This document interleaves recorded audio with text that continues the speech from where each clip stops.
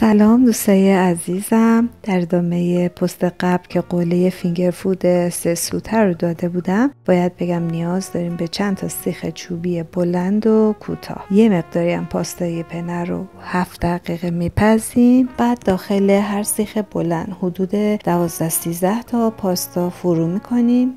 داخل سیخ‌های کوچیک که میتونه خلال دندون باشه 3-4 تا هم کافیه. بعدم روشونو از اون سس کچاپ خونگی که بدون مواد نگه دارند است و پست قبلی آموزشش رو گذاشتم و میتونیم ببینین، روی پاستاها میزنیم.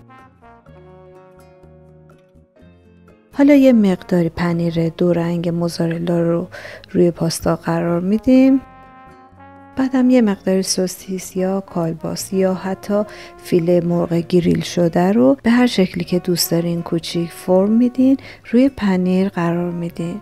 بعدم یه مقداری پیازچه و فلفل دلمه ریز خرد شده که با روغن زیتون مخلوط کرده بودیم روی کار میچینیم و داخل فر قرار میدیم، در حدی که پنیرمون یه مقداری ذوب شه. اگر شما هم دوست دارین پنیرتون برشته بشه، میتونین تایم بیشتری داخل فر بذارین بمونه. حالا اگه همه رو تو سایز کوچیک درست کنین، در واقع فینگر فودای 3 سوته سریع و خیلی خوشمزه رو دارین که بچه‌ها عاشقش میشن. امیدوارم درست کنین و ازش لذت ببرین. یادتون نره برای پیدا کردن آموزش مورد علاقتون به بخش پلیلیست مراجعه کنین. تا آموزش بعدی باهاتون خداحافظی میکنم. خدا نگهدار.